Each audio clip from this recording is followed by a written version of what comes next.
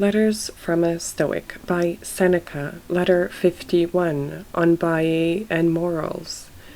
Every man does the best he can, my dear Lucilius.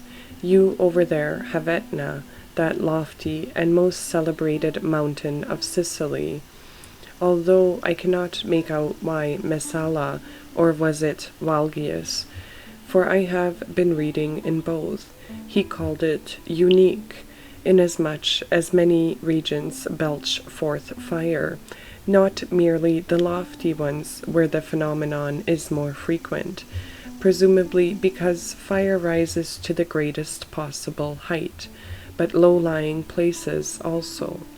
As for myself, I do the best I can. I have to be satisfied with Baiae, and I left it the day after I reached it, for Baiae is a place to be avoided, because though it has certain natural advantages, luxury has claimed it for her own exclusive resort. What, then, you say, should any place be singled out as an object of aversion?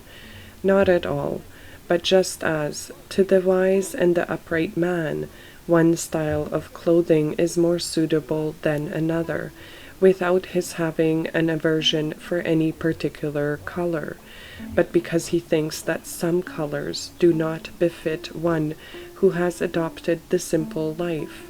So there are places also, which the wise man or he who is on the way toward wisdom will avoid as foreign to good morals.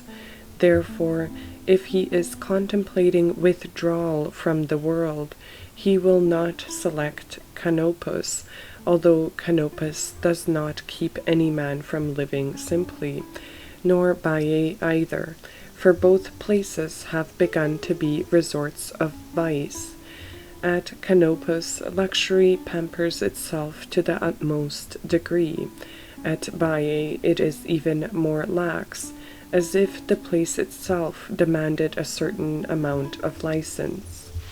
We ought to select abodes which are wholesome not only for the body, but also for the character. Just as I do not care to live in a place of torture, neither do I care to live in a café, to witness persons wandering drunk along the beach, the riotous reveling of sailing parties, the lakes adin with choral song, and all the other ways in which luxury, when it is, so to speak, released from the restraints of law, not merely sins, but blazons its sin abroad. Why must I witness all this? We ought to see to it that we flee to the greatest possible distance from provocations to vice. We should toughen our minds, and remove them far from the allurements of pleasure. A single winter relaxed Hannibal's fibrae. His pampering in Campania took the vigor out of that hero who had triumphed over alpine snows. He conquered with his weapons, but was conquered by his vices.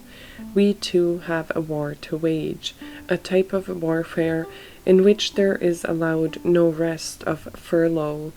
To be conquered in the first place are pleasures which, as you see, have carried off even the sternest characters. If a man has once understood how great is the task which he has entered upon, he will see that there must be no deity or effeminate conduct. What have I to do with those hot baths, or with the sweating room, where they shut in the dry steam, which is to drain your strength?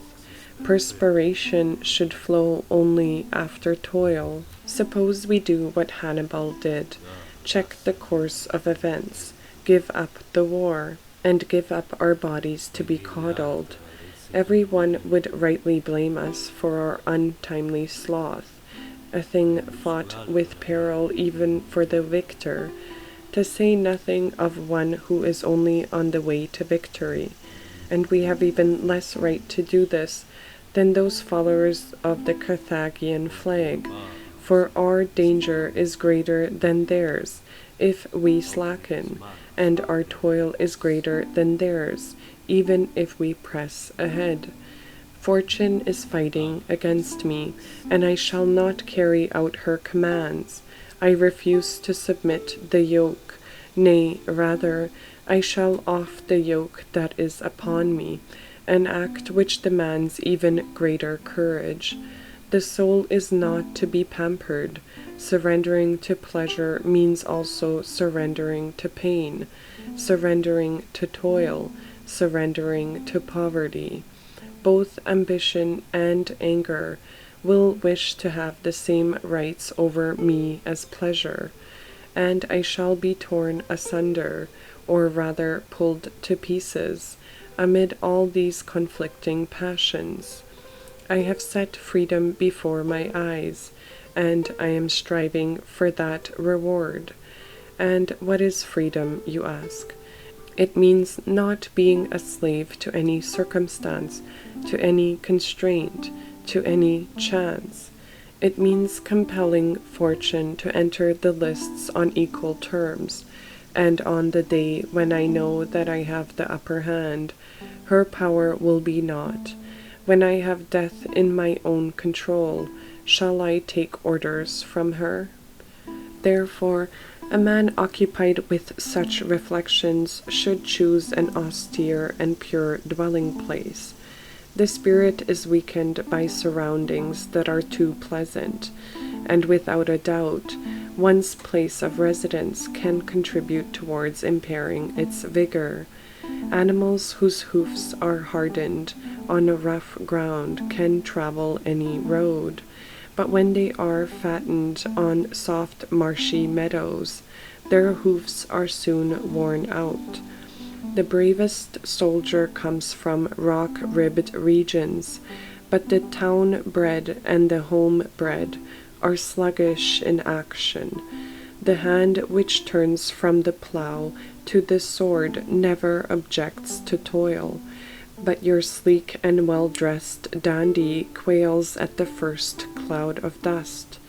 Being trained in a rugged country strengthens the character and fits it for great undertakings. It was most honorable in Scipio to spend his exile at the Liternum, then at Baiae. His downfall did not need a setting so effeminate. Those also into whose hands the rising fortunes of Rome first transferred the wealth of the state, Gaius Marius, Gnaeus Pompey, and Caesar, did indeed build villas near Baiae, but they set them on the very tops of the mountains. This seemed more soldier-like, to look down from a lofty height upon lands spread far and wide below. Note the situation, position, and type of building which they chose.